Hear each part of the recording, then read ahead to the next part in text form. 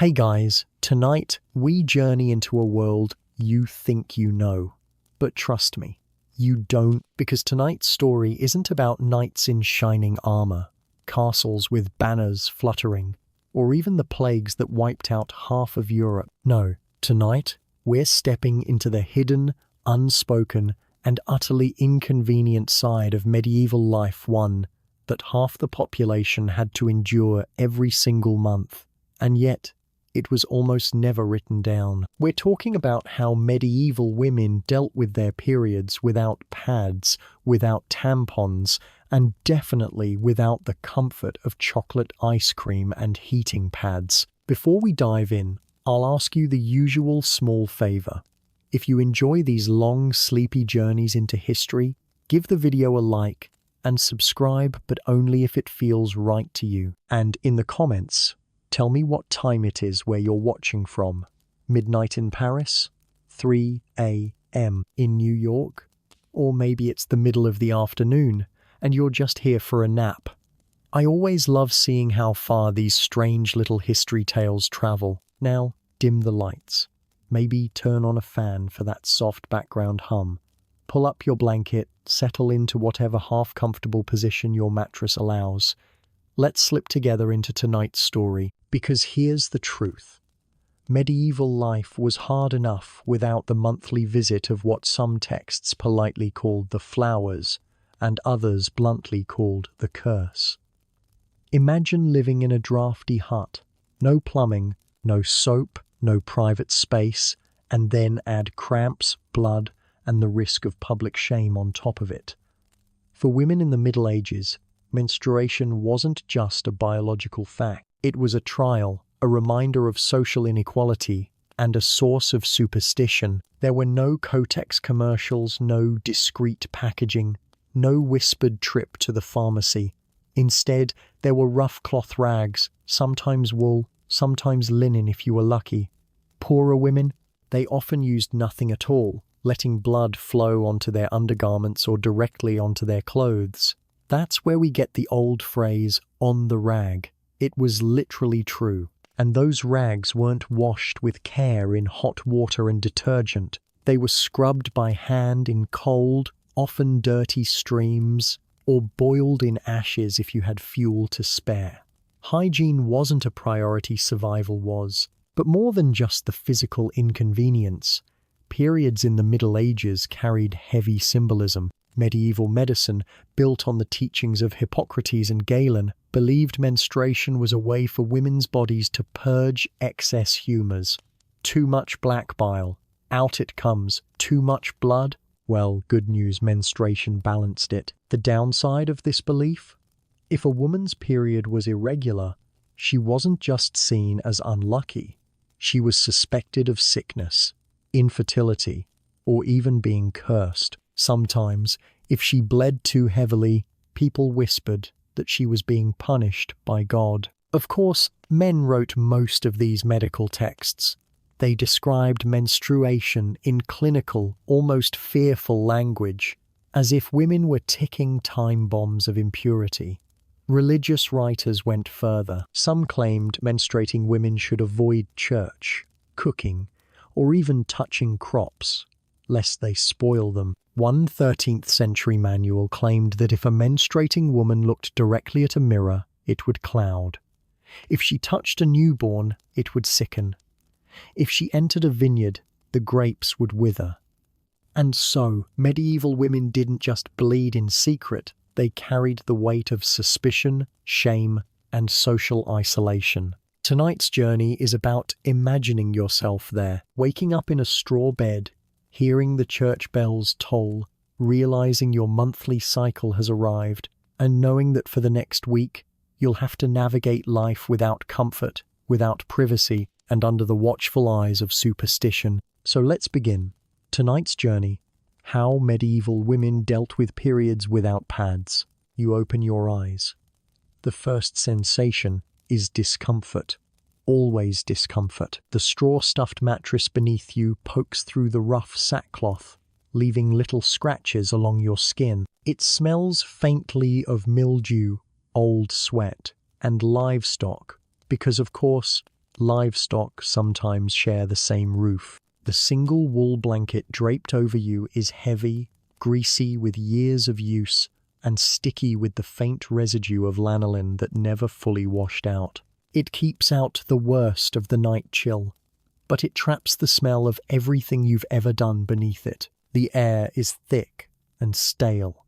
Your hut has no chimney, just a central fire pit whose smoke lingers like a jealous ghost. At night, the smoke curls low, settling in your lungs. You cough, a raw, scratchy cough, and hear the familiar chorus of other morning sounds, someone's goat shifting near the wall, the faint squeak of mice in the rafters, and your younger brother snoring on the floor beside you. You turn your body slightly, and that's when you feel it, that unmistakable heaviness, that dull ache twisting through your belly, a warmth spreading downward that is not warmth at all. Your period has arrived. In the modern world, you'd stumble to the bathroom, unwrap a pad, maybe grumble and curse the universe, but carry on with your day. Here, in the Middle Ages, there is no bathroom. There is no pad. There is no comfort waiting for you. Instead, there is a sense of dread, a sinking knowledge that the next several days will be miserable, messy, and possibly humiliating. You sit up, rubbing your face with a hand already stiff from yesterday's work. Around you, the family is stirring. Privacy doesn't exist. Your mother coughs across the room, pulling herself up with stiff joints. Your little sister wriggles beside her, scratching at flea bites on her legs. The smell of damp wool and unwashed bodies clings to everything. You can't simply slip away unnoticed. Everyone sees everyone here, and you don't dare announce it. Periods are not something to discuss aloud. The hut is small, barely wider than a horse cart. Walls of wattle and daub sticks plastered with mud and straw bend slightly in the wind. The roof, thatched with reeds, drips cold moisture if it rained the night before. And the floor beneath you is dirt, always damp, sometimes frozen, occasionally slick with things you'd rather not identify.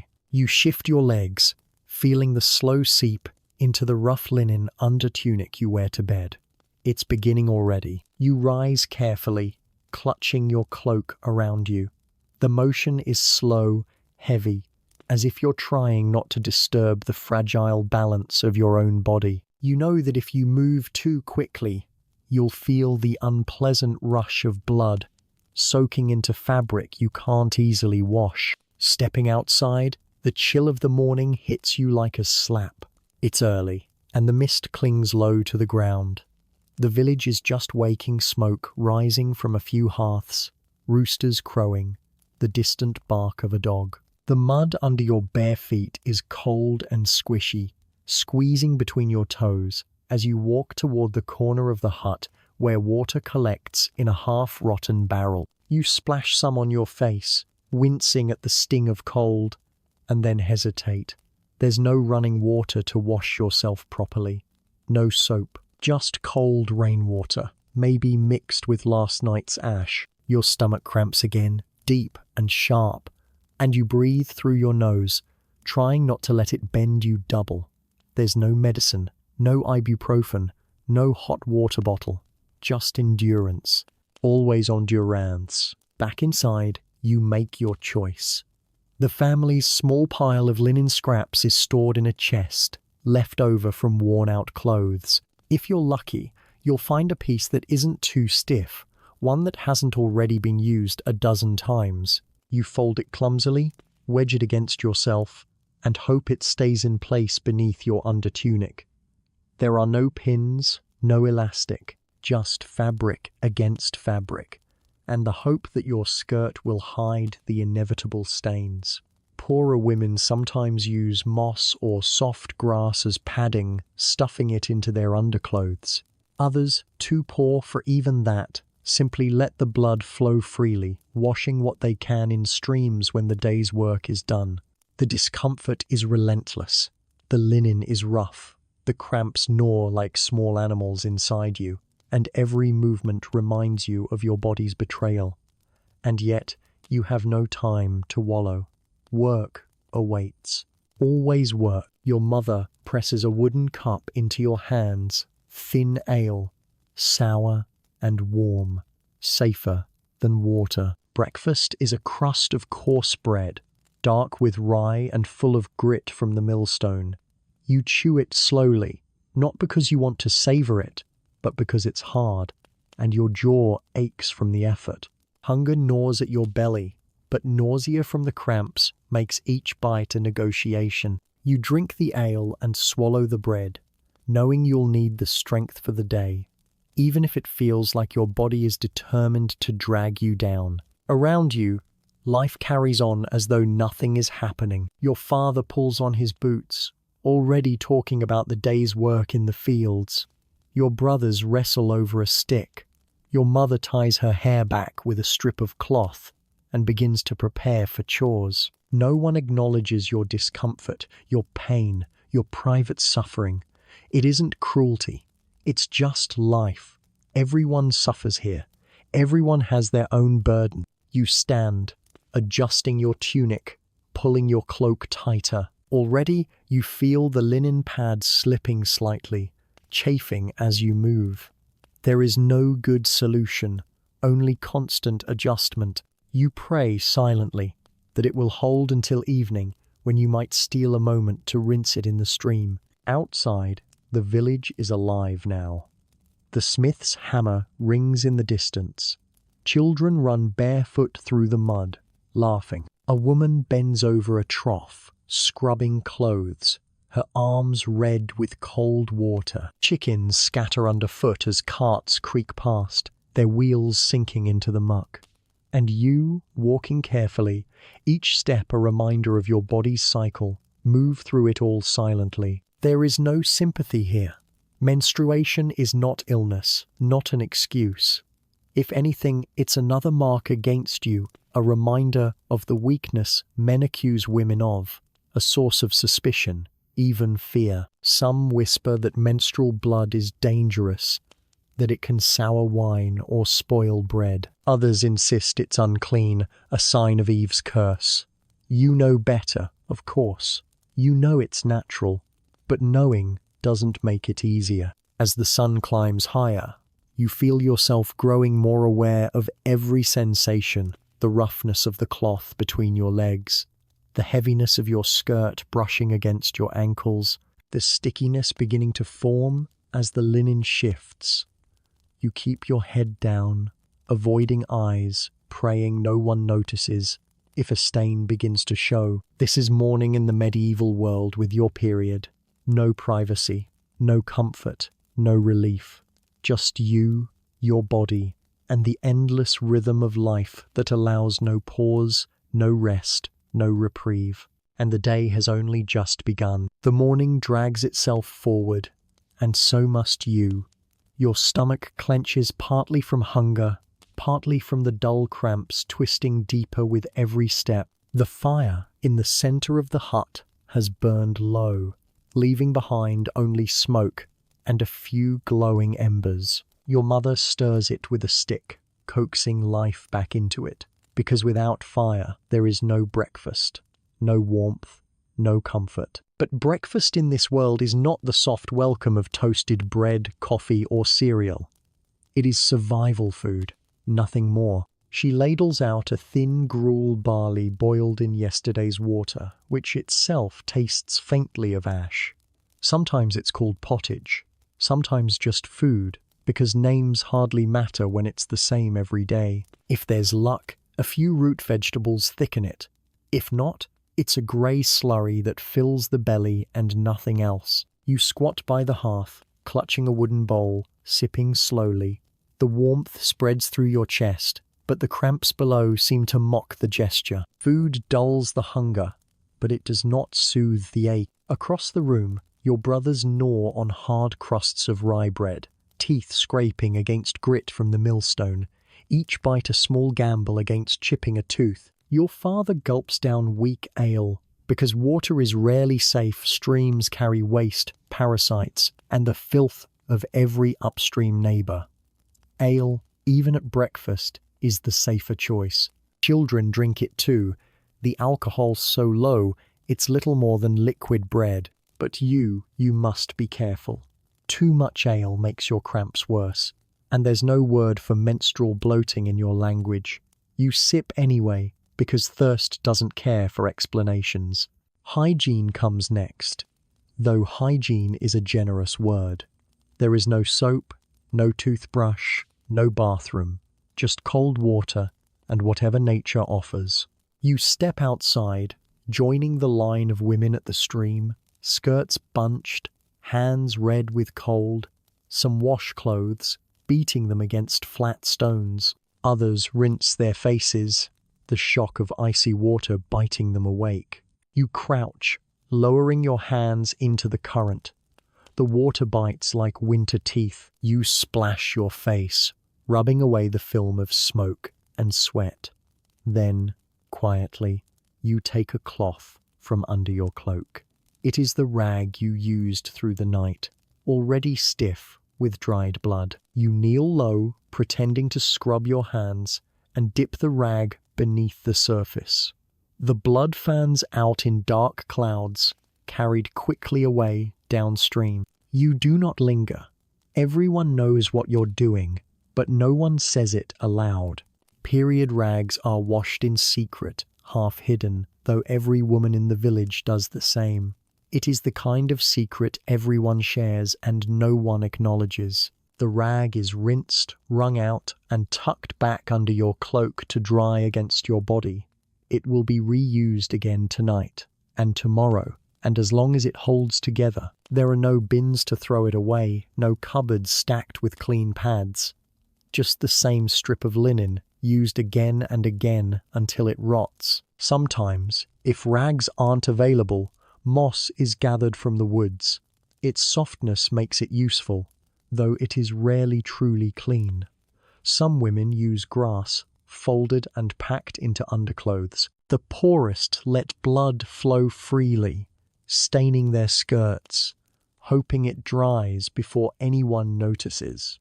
In winter, when washing rags in icy water numbs your hands to the bone, many women quietly envy those with moss. As you scrub your face and hands, you notice the rest of your world's hygiene routine. Your brothers rinse their mouths with water and rub their teeth with sticks, scraping away food bits, sometimes using ashes to scour. Your mother combs her hair with wooden teeth, picking out lice as best she can, crushing them between her nails. There is no mint toothpaste, no perfumed soap, only the sharp smell of smoke and sweat carried on every breeze. And yet, this is normal. This is daily life. No one expects comfort. No one expects freshness. Clean is not fragrant. Clean is simply less dirty. You return to the hut, the rag damp against your thigh, your body already weary though the day has barely begun. The cramps gnaw steadily, like rats at a storehouse.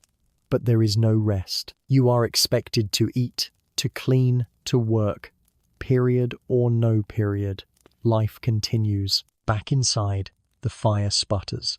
Your mother has added dung to keep it alive.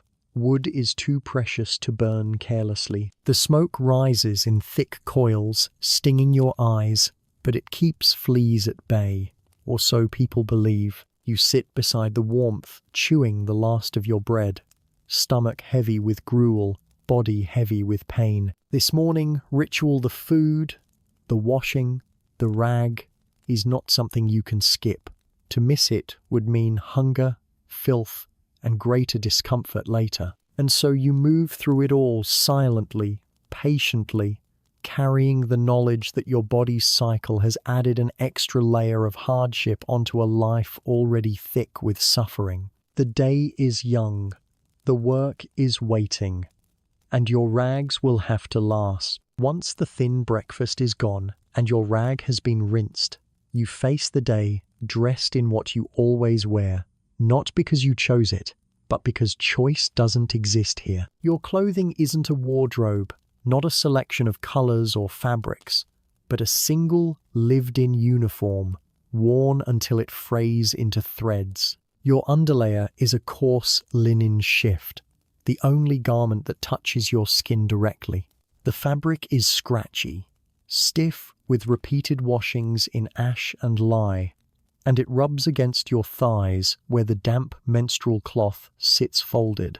Every movement turns into friction, rag against skin, cloth against cloth, a constant reminder of what your body is doing. Over the shift, you pull on your woolen kirtle.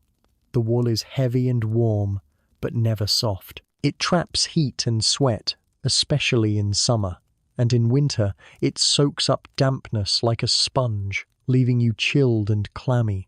Today, it feels like an enemy. Every time you bend, the weight of the wool presses down, pushing the linen pad uncomfortably against you. There is no underwear as you know it. The closest thing is the long shift itself, meant to protect outer clothing from the body though, in truth, it only absorbs more of your discomfort. Stockings, if you have them, are rough wool, tied to your garters with strips of cord. They sag around your knees, letting in drafts. Shoes are rawhide, stiff, cracked, and useless against mud. You try to adjust your layers quietly, pulling the shift tight, tucking the wool, hoping it will hold the cloth in place. But clothing in the medieval world is not designed with periods in mind. There are no supportive waistbands, no discreet pins, no elastic, only rough fabric and hope. And hope is a fragile thread. Shelter offers no relief. Your hut, like most in the village, is made of wattle and daub sticks woven like a basket and plastered with mud, straw, and dung. From a distance, it looks solid. Up close, it breathes drafts through every crack. In winter, the cold pours in. In summer, the heat bakes you alive. Rain leaks steadily from the thatched roof, dripping onto the floor. And because the floor is dirt, the rain simply turns it to mud. When you lie down at night, you lie in that mud. Straw is scattered to cover it, but straw rots quickly, attracting fleas, lice, and rats. If you drop your rag in the night, it is instantly dirty, caked in soil, needing to be washed again before it can be used. And washing means plunging your hands into icy water at the stream, in front of others, pretending you are only rinsing linens. Inside, smoke lingers from the fire pit, blackening the thatch above. There is no chimney. The smoke finds its own path, drifting through cracks in the roof, stinging your eyes as you cook or sew. It sticks to your hair, your clothes, your skin. It masks some of the smells of blood and sweat, but it also settles into everything, so that when you bend to adjust your rag, the scent that rises is a mix of iron and ash. The hut is one room for all. Privacy does not exist. You, your parents, your siblings, sometimes even your livestock, all share the same cramped space. When your period arrives, you cannot close a door. You cannot excuse yourself. You cannot hide. You carry your rags in silence, rinsing them when you can, drying them discreetly near the hearth, always pretending they are nothing more than scraps. And the neighbors know, of course. Walls are thin, gossip is thick. If you move more slowly in the fields, if you pause to shift your rag, if a red stain appears on your skirt, the whispers start. Not cruel, perhaps, but sharp. "She's unclean this week," they murmur.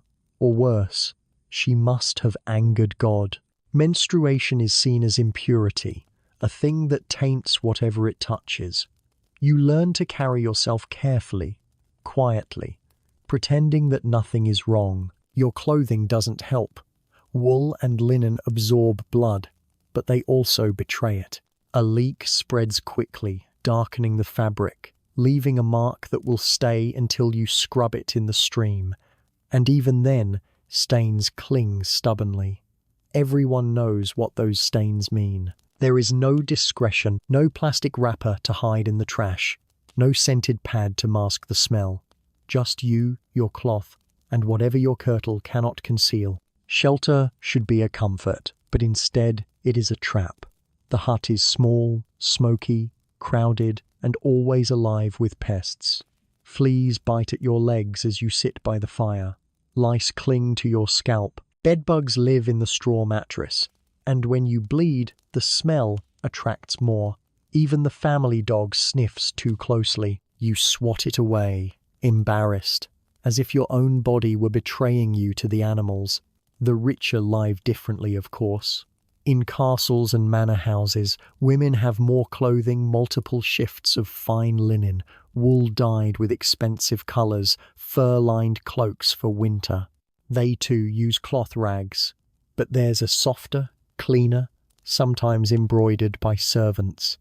Their beds are wooden frames with feather mattresses, curtained for privacy, raised above the drafty floor. Even then, though, periods are no kinder. Blood still stains fine sheets. Servants still scrub away the evidence. Nobility may have more fabric to spare, but the shame is the same. And so you sit in your hut, dressed in rough wool and scratchy linen, surrounded by smoke, pests, and mud.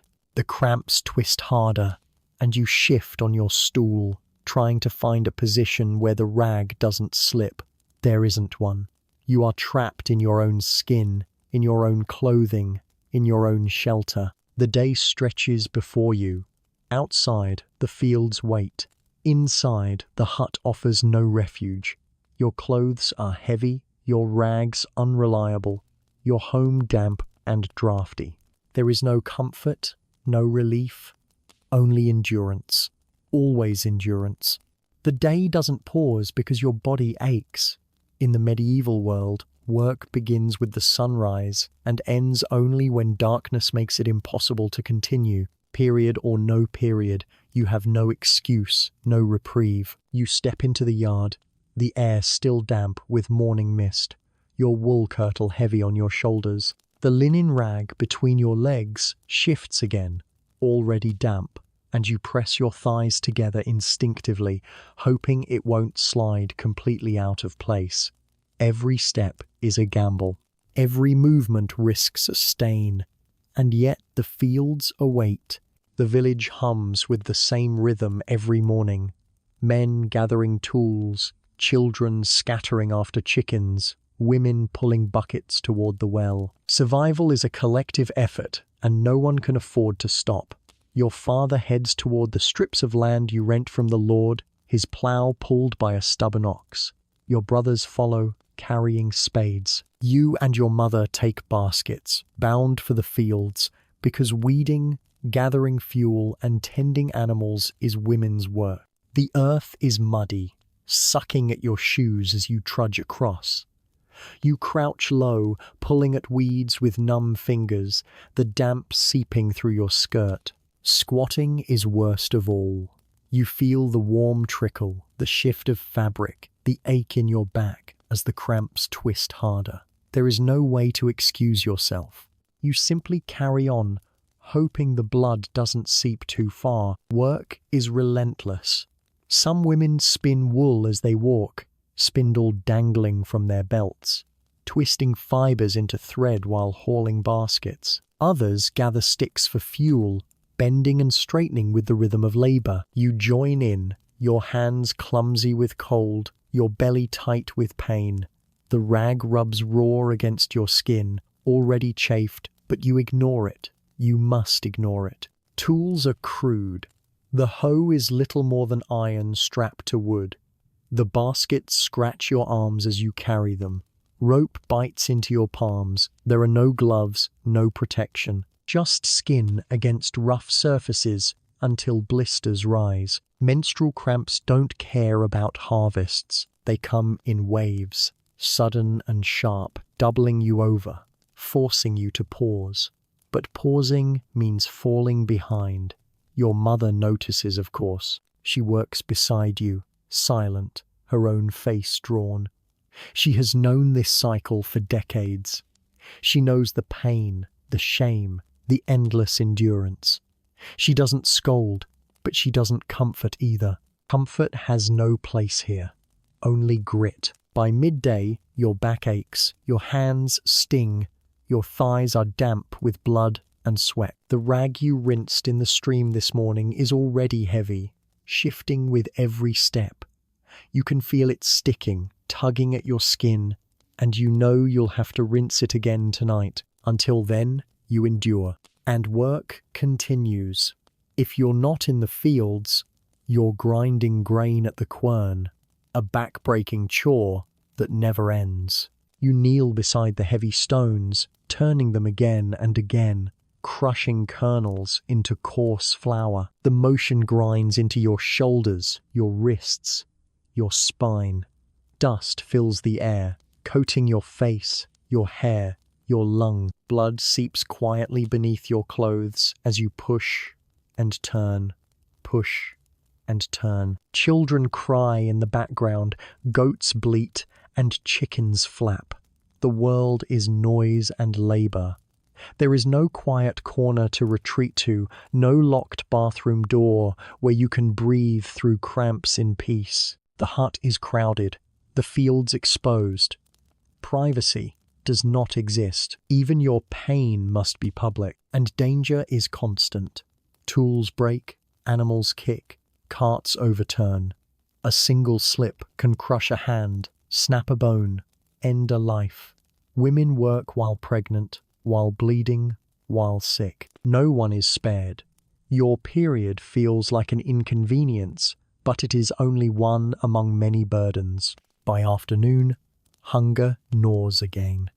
You eat whatever you've brought, a chunk of rye bread, hard as wood, dipped into pottage from a clay pot.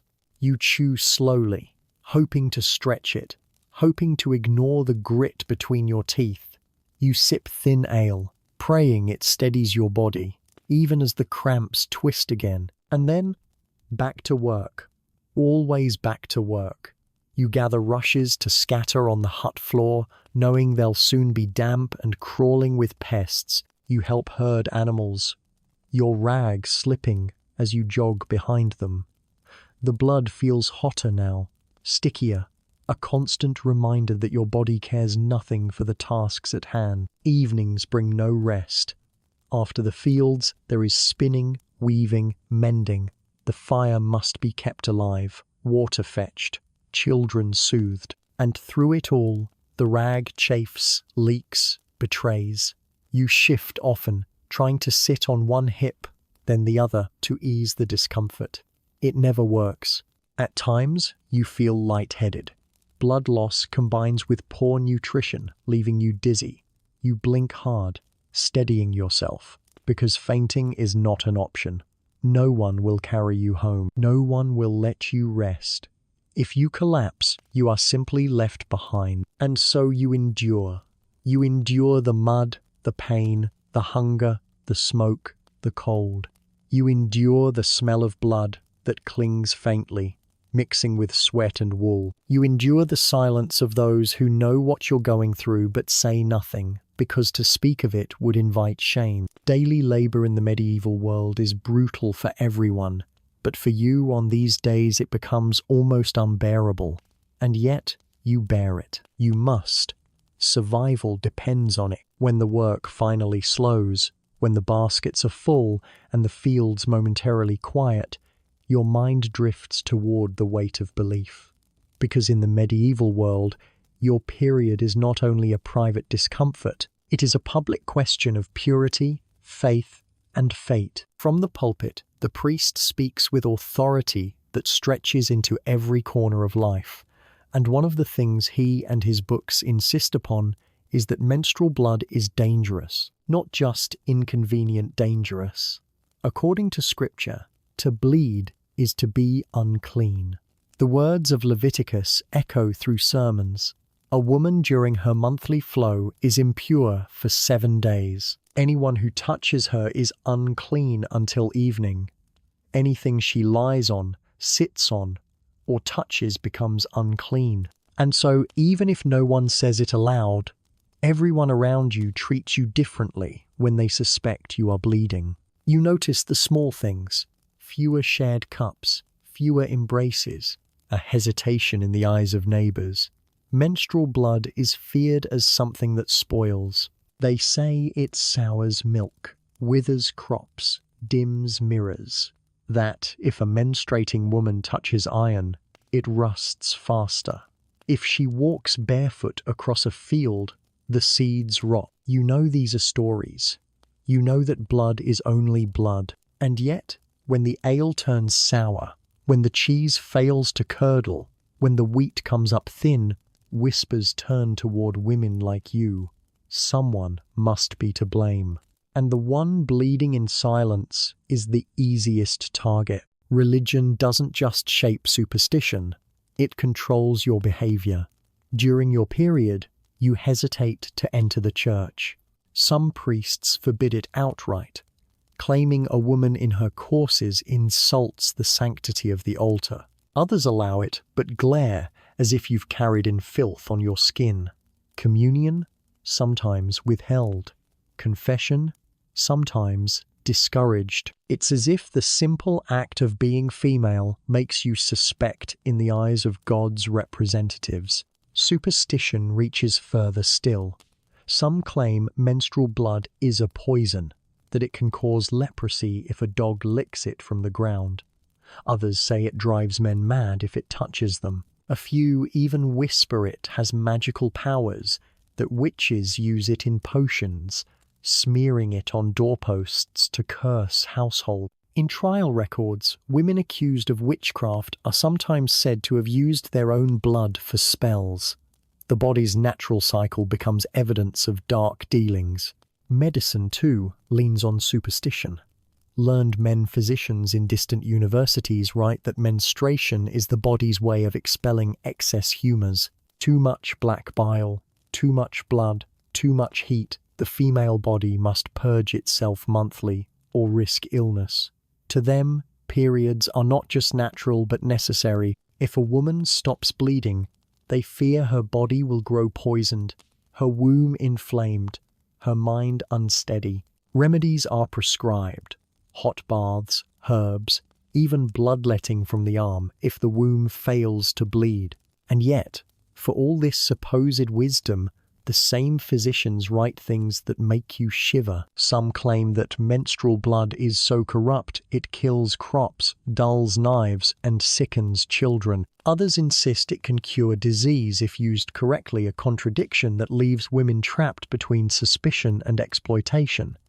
In some recipes, the blood of virgins is said to heal leprosy or protect against plague. Your body, reviled one moment, is coveted the next.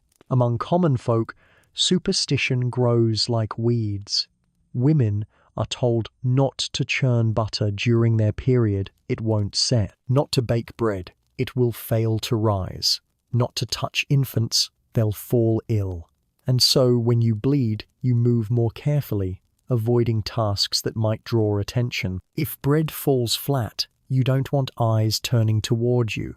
If a child develops a fever, you don't want blame whispered at your door. The church reinforces it all.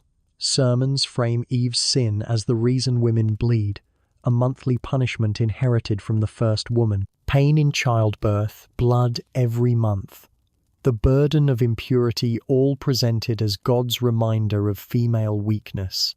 You sit in the pew, head bowed, and hear men explain your own body to you. And you carry that shame silently home. Yet, in private, women sometimes whisper different stories. Old wives say that menstrual blood can ward off pests if smeared on a fence, that it can keep away wolves if dropped on the ground, that it can even dull desire in an unwanted suitor if mixed into his drink. Whether these are believed or simply imagined as secret rebellions, you don't know.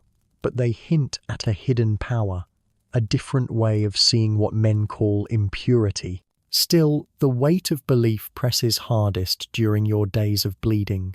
You feel unclean, not because you are, but because everyone around you insists you must be. You are treated with caution, suspicion, sometimes even fear, and so you carry yourself quietly, keeping your head low, your cloths rinsed in secret, your discomfort hidden. Because in this world, your period is not only a private battle with pain and rags, it is a spiritual test, a social risk, a mark of impurity stamped on your very body, and no matter how much you know it's only blood, you cannot escape the shadow of belief. By the time midday comes, your body aches in more ways than one. Hunger gnaws at you, cramps twist like ropes being pulled too tight, and the rag you tucked into your shift is heavy and sore against your skin. But still, the day revolves around food you must help prepare,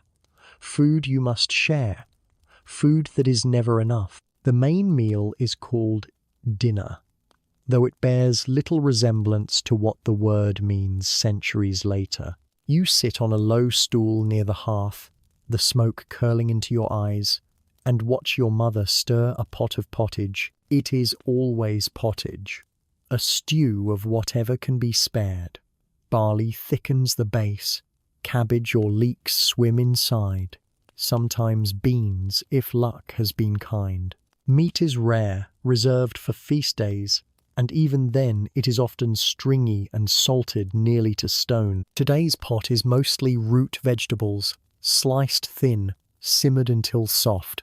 The smell is sharp, earthy, with an undertone of smoke and ash from the hearth fire. Your stomach clenches. You crave something richer, something comforting. But this is what survival looks like. You dip a wooden spoon into the pot, lift the pale broth to your lips, and swallow. It fills the belly but not the heart. Bread is the other half of every meal. Dark rye bread, dense and heavy, cut into thick hunks. It is rough with grit, the taste of millstone dust forever present. Sometimes the bread doubles as a plate, soaking up stew until it collapses in your hand. Other times it is simply gnawed on, washed down with ale. For you, eating bread is always cautious. The cramps churn when your stomach is full, and sometimes the pressure makes you fear the rag beneath you will shift too far. Still, hunger wins. You chew, swallow, endure. As you eat, you glance around the hut. The whole family shares the meal, seated together. There are no forks, only spoons and hands. Meat, when present, is torn apart and passed. Your father speaks little, focused on eating fast. Your brothers slurp noisily, unbothered by manners. You, like your mother, eat quietly, slowly, always aware of eyes. Drinking is part of every meal. Water is unsafe, so ale fills every cup. It is weak, cloudy, thick with yeast. More bread than drink. Children drink it. Women drink it. Men drink it. It is filling, dulling, and carries the faintest haze if enough is consumed. Wine exists, but not here, that belongs to nobles and monasteries, imported and expensive. For peasants, ale is the daily brew, sour and warm, drawn from a wooden cask in the corner. Yet food is not only sustenance, it is also social. On market days, when you travel to the town square, you see stalls lined with goods, dried fish, onions, salted meat, spiced pies, if you are lucky. Here, people eat standing, chatting, bargaining. The market is loud, alive with voices, and yet you carry your secret with you. If blood stains your shift, if a mark shows on your skirt, you fear the laughter, the whispers, so you stand with care, sit with caution, keeping your cloak pulled tight, even as the smells of roasting meat and honeyed cakes tempt you. Entertainment weaves itself into meals too. At feasts, rare for peasants but common in tales, jesters and musicians perform. Even in taverns, those smoky, rowdy dens where villagers gather food and drink become tied to laughter, song, and gossip. Taverns smell of spilled ale, sweat, and wood smoke, the air thick with noise. There, men slam mugs, sing bawdy songs, argue over dice. Women serve, sometimes drink, sometimes simply endure. For a woman on her period, taverns are no refuge. The benches are hard, The floor's sticky, and every laugh feels like it might be about you. Still, there are moments of release. Festivals bring roasted meats, fresh bread, ale in abundance. You gather with neighbors, watching dancers in the square, listening to minstrels. You might clap along, smile faintly, even sway with the music. But even here, your body's cycle shapes your experience. You worry about your rag, about stains, about cramps pulling you away from joy. The music is bright, the air alive, but your belly aches, your thighs are damp, and you know that laughter never fully includes you. Meals at home end quickly. Food is too precious to linger over. Once bowls are empty, chores resume. Washing pots, grinding grain, feeding animals.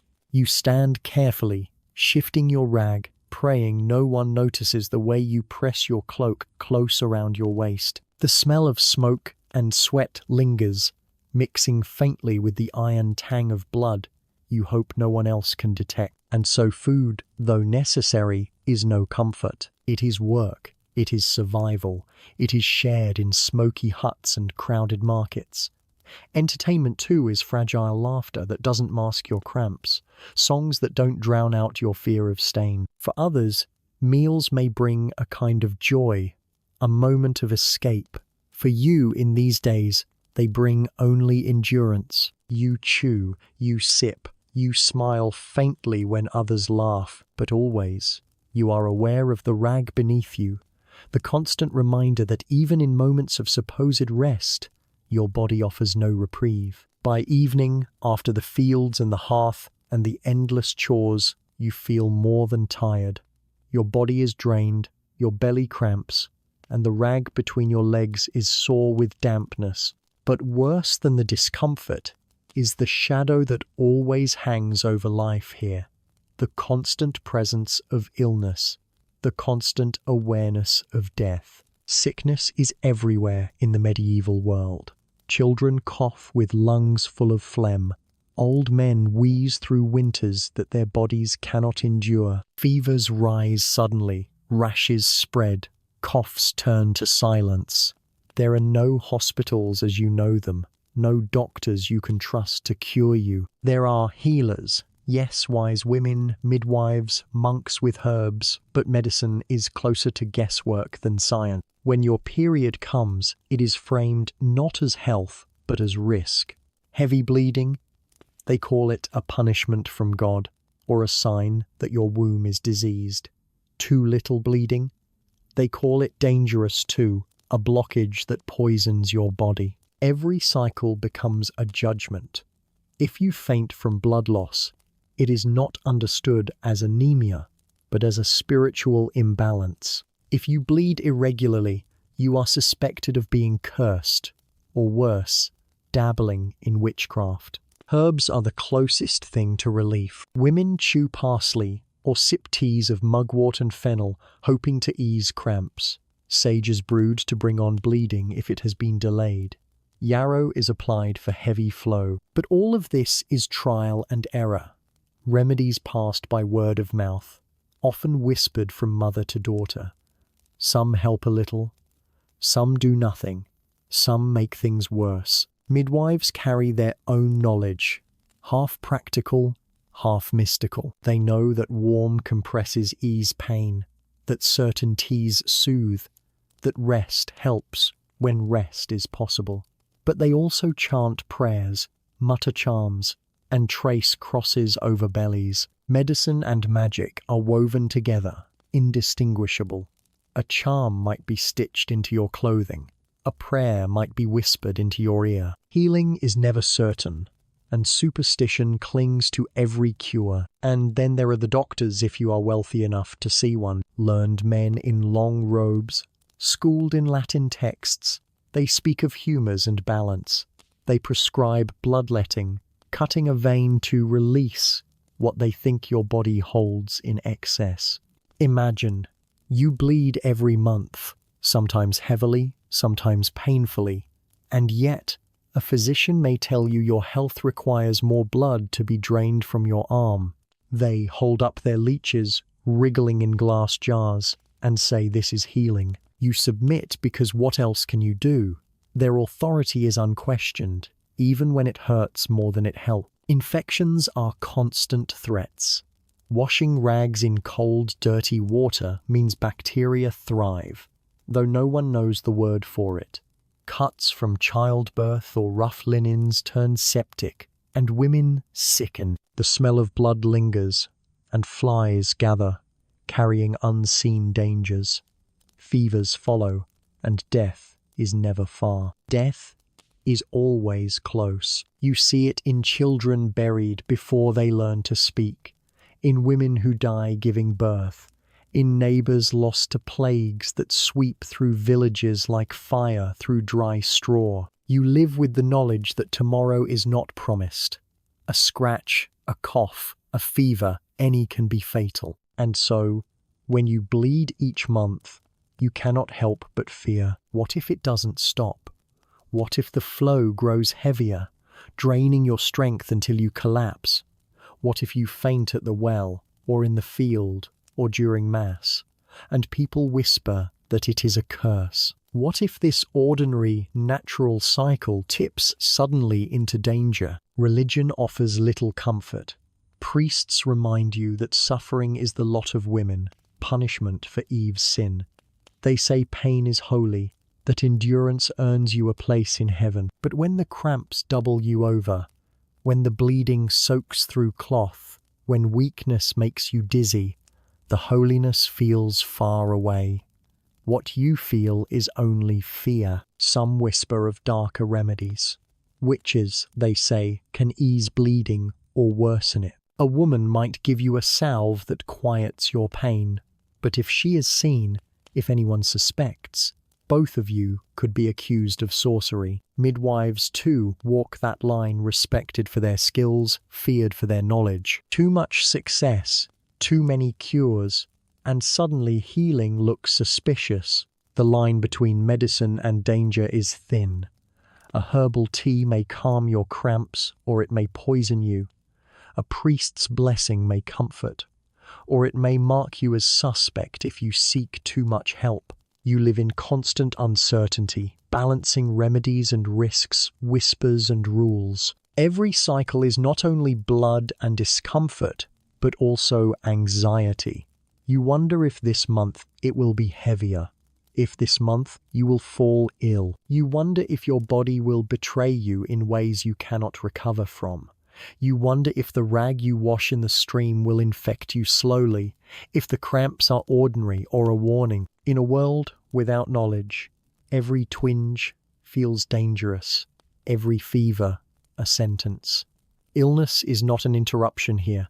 It is part of life, always present, always feared. And so you live with the shadow of death close at hand, even in something as ordinary as your period. You wash your cloth, you whisper a prayer, you sip the bitter tea, and you hope.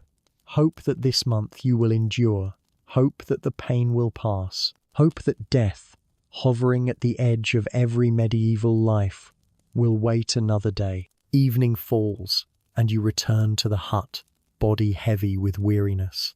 But work does not end when the sun dips below the horizon. Life in the medieval household is endless labor, and much of it falls upon women. Your mother stirs the fire back to life, setting another pot to boil. You fetch water from the stream, bucket heavy in your hands, your rag damp and sore between your legs. Inside the hut, your younger sister rocks a crying baby, not hers, but your aunt's child, left in your mother's care. Family is never separate here. Everyone's children, everyone's labor, everyone's burdens spill together in one smoky room. Women's work is invisible in the sense that it never stops, never earns praise, and never allows rest. Men may work the fields or hunt, but when they return, their day is done. Women work the fields too, and then they return to cook, to mend, to weave, to care for children. There is no division of hours, no moment of reprieve. Even on your period, when every cramp doubles you over, You are expected to keep moving. Childbirth is the shadow that haunts every woman. You have watched neighbors die from it, heard the screams that echo from huts at night, seen babies born still and small, wrapped in rags and buried before dawn. Your mother tells you this is God's will, Eve's curse, the price of being a woman. You nod, but the fear seeps in. Each month when you bleed, you are reminded that this cycle marks you as fertile, that one day you too will face the bed of pain and risk. Children are everywhere in the village, yet few survive to adulthood. Half die before the age of 5, taken by fever, infection, hunger. You have seen mothers cradle their dead infants, their faces lined not with surprise, but with grim resignation. Death is common. Grief is constant, and yet families still grow large, not from luxury, but necessity. More hands mean more labor, and even if half the children die, the rest may carry on the work. Girls like you learn early what is expected. You fetch water before your arms are strong enough, spin wool until your fingers blister, watch over younger siblings while you are still a child yourself. Play exists but briefly. A doll made of rags, a game of stones in the dirt, a laugh quickly cut short when chores call. By the time you bleed for the first time, childhood is already over. Marriage looms as the next inevitability. Your parents may already have plans: a neighbor's son, a man with land, someone who can support another mouth in exchange for your labor. You are not asked if you love him. Love is not part of the bargain. Marriage is survival, a contract of land and goats and dowry. When the match is made, you will leave your hut for his, carrying with you the skills your mother taught: how to grind grain, how to mend cloth, how to endure. And with marriage comes more bleeding, not only the monthly kind, but the tearing pain of childbirth, repeated again and again until your body is worn thin. Some women bear 10 or 12 children, few live long after. For every child that thrives, another is lost. And still, the cycle continues. Family life is not gentle. The hut is cramped, noisy, filled with bodies and smells. Privacy is non-existent. You share a bed with siblings, sometimes even with animals for warmth. Your rag, rinsed in the stream and hung discreetly near the fire, is seen by all. No one speaks of it, but everyone knows. Silence is its own form of survival. Your father rarely speaks to you, except to issue orders. Authority rests in him, in the Lord, in the priest, always men. Women's voices are softer, heard only among themselves, in whispers at the well, in murmured advice about herbs, in the songs they sing to children. Those songs carry both comfort and sorrow, lullabies laced with the knowledge that not all babies will wake tomorrow. And yet, within this world of duty and silence, bonds form. You lean on your mother when the cramps are unbearable, and though she offers no sympathy, she shows you where to gather yarrow, how to fold cloth tighter, how to carry on. You laugh with your sister when chores allow, the kind of laughter that defies the weight of smoke and mud. You find small joys in gossip at the market, in stories told by the fire, in the warmth of holding a child who does not yet understand how hard the world will be. Family life is survival, but it is also the only net that keeps you from falling. Without it, you would be alone. And in the medieval world, alone means dead. So you endure the noise, the crowding, the endless work. You endure the bleeding, the births, the losses. You endure because your family needs you, and because you need them, however heavy the burden. Tonight, as you lie down on the straw mattress beside your siblings, the rag damp beneath you, you listen to the sounds of your family breathing. You think of tomorrow's work, of your mother's hands guiding yours, of the children you may one day bear. You think of the endless cycle, binding women to blood, labor, and family, and you realize that in this world, being a woman means never belonging fully to yourself. You belong to the field, the hearth, the children, the husband yet to come. Your blood ties you to them all, in ways both visible and hidden. The afternoon stretches long, the sun sluggish in the sky, the air thick with smoke and sweat.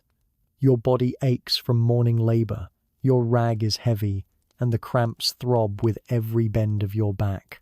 But there is no slowing down. Work simply shifts shape, moving from the field to the village, from grinding grain to managing disputes that are as much a part of life as hunger. Afternoons are for finishing what morning left undone. You haul water again, buckets sloshing against your thighs.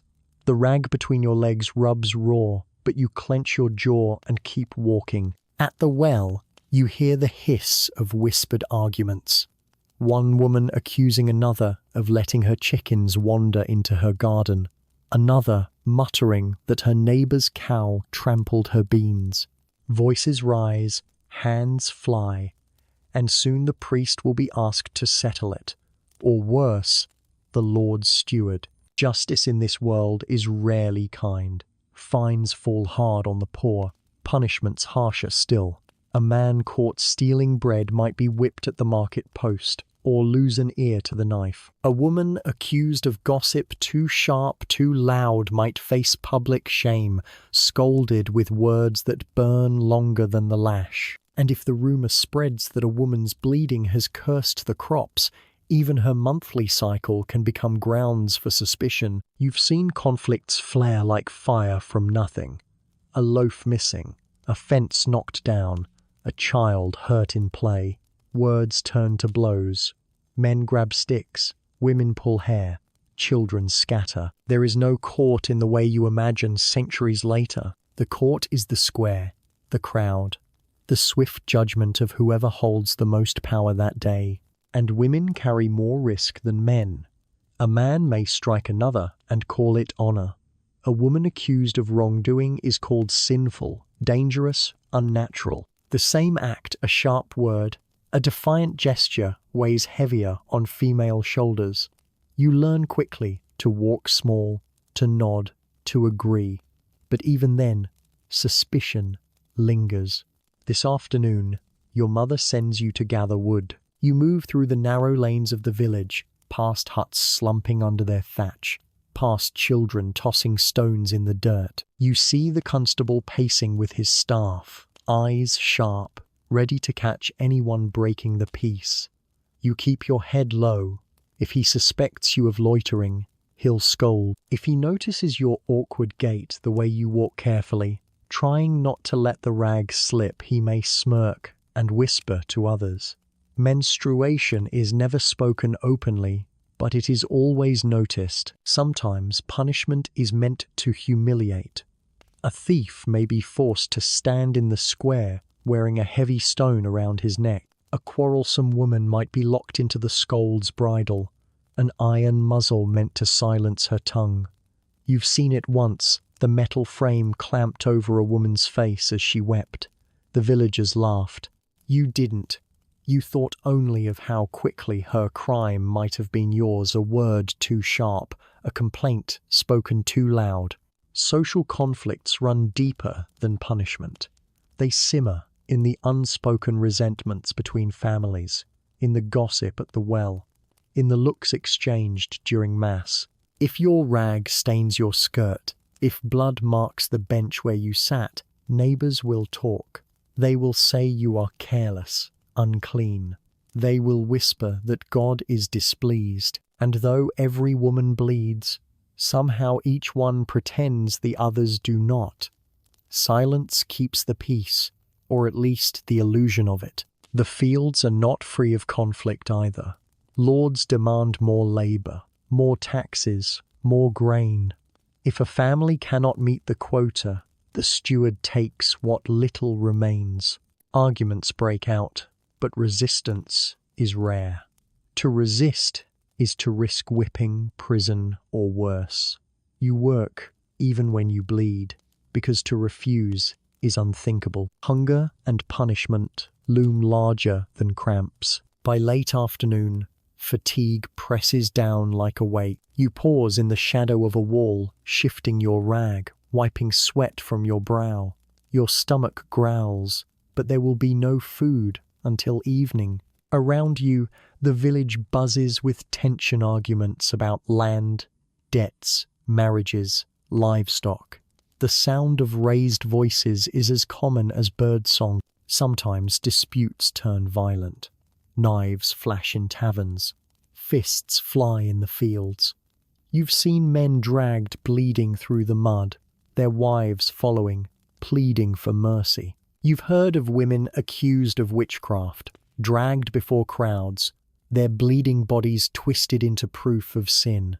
The line between conflict and catastrophe is thin, always waiting to be crossed. And yet, despite the harshness, life continues. People quarrel, then share bread the next day. Families feud, then marry into one another's lines. The village bends, but does not break, held together by necessity. Everyone needs everyone else to survive, no matter the grudges. As the sun dips lower, you carry your bundle of wood back to the hut. Your arms ache, your legs tremble, your rag is soaked and sore. You think of rinsing it again in the stream before night, of crouching in the cold water while pretending you are only washing cloth. You dread the chill, the whispers, the endless cycle, but you know you will do it because you must. Conflict, like bleeding, is simply part of life here. Pain is constant, labor unending, justice uncertain. You carry your burden quietly, walking carefully, praying the rag will hold until the dark hides you. The day does not end so much as collapse into night. As the sun sinks and shadows spread across the fields, a deep unease creeps into the village. Darkness here is not gentle. There are no street lamps, no lanterns glowing in windows, no hum of electricity to push back the black. Night is total, absolute. Once the fire dies, the world disappears. You return to the hut with your bundle of wood, body sore from labor, rag damp and raw against your skin. Inside, your mother coaxes the hearth into flame, its orange glow pushing back the gloom. The smoke stings your eyes, but you cling to it anyway. Fire is safety. Without it, the hut would be nothing but shadows, and shadows are dangerous. Night is when fear awakens. Bandits prowl roads, wolves slink near villages, drunks stumble from taverns, fists already raised. A knock at the door after dark is never good news. Sometimes it is the constable demanding fines. Sometimes it is a neighbor shouting about a dispute. Sometimes it is no one at all, only the wind rattling the door, and yet you huddle closer to the fire, heart racing. Inside, conditions are no kinder. The hut is crowded. Your father snores on the straw mattress, your siblings twist restlessly, and animals shift in their corners. You lie down among them, body aching, the rag damp and uncomfortable beneath your shift. You shift carefully, hoping not to stain the straw. A stain means more washing, more whispers, more shame. Sleep offers no escape.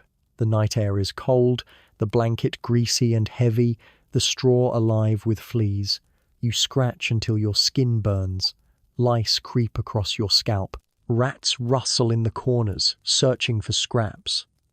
Sometimes they crawl close, their teeth sharp, their squeaks soft. You curl tighter, clutching your cloak around you, hoping they will pass. The rag between your legs grows colder as the night deepens. Blood seeps slowly, and you can feel it stick to your thighs, to the shift wrapped around you. There is no changing it until morning, no rinsing it in the stream until light returns. You lie awake, uncomfortable, praying the cloth will hold, that the blood will not pool and spread. And then there is death, not always present, but always near. The coughing of your younger brother in the dark, the rasp of your grandmother's breath, the sudden silence that sometimes follows. You know too well how quickly sleep can turn into stillness. Villagers whisper that the night is when death walks. Spirits wander, demons prowl, and the boundary between life and afterlife thins. Every creak of the rafters, every gust through the thatch, feels like a reminder. The priest tells you that death comes like a thief in the night. You believe him because you see it. Neighbors gone by dawn, infants stilled in their mother's arms, a father who lay down weary and never rose again. You fear it, and yet you accept it, because here, death is as common as hunger, and so you lie awake, cramps twisting, rag damp, heart heavy. You think of wolves beyond the village, of men with knives on the road, of sickness that could seize you before morning. You think of the fragility of life, the way every breath feels borrowed. Sometimes the fear turns inward. What if your bleeding does not stop? What if tonight you grow weak, too weak to rise? No one would understand. They would say it was God's will, Eve's curse, a punishment for sin. They would bury you quietly in the churchyard, another name added to the long list of women lost to their own bodies. Night does not soothe. It sharpens everything. Hunger, fear, pain. It leaves you exposed, vulnerable, restless. You shift on the straw, clutching your cloak, listening to the sounds of your family, the snoring, the coughing, the restless feet. You wonder if they too are awake, afraid, and yet, somehow, you drift into uneasy sleep. The fire burns low, the shadows deepen, and the world outside vanishes into black. Inside, you endure the damp rag, the fleas, the fear. You endure because there is no other choice. Morning will come, and with it more labor, more bleeding, more survival. But for now, you exist in the uneasy space between night and death, waiting, enduring, hoping. The fire in the hearth has burned down to embers, faint orange glows pulsing like tired breaths. The hut is quiet now.